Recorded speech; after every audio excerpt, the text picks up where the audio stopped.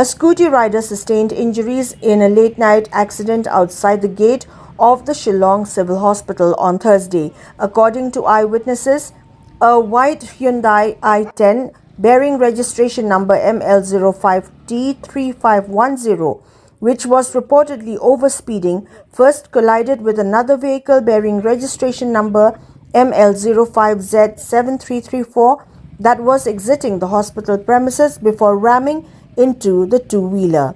The Scooty rider suffered injuries to his hands and waist and was rushed to the Shillong Civil Hospital for treatment. Police personnel reached the spot soon after the incident and took stock of the situation.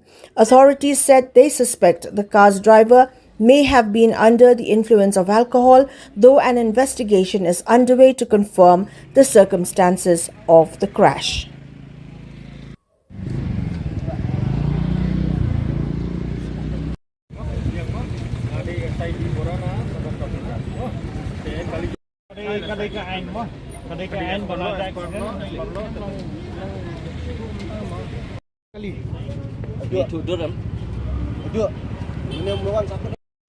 Berarti phone kiri disturb nih,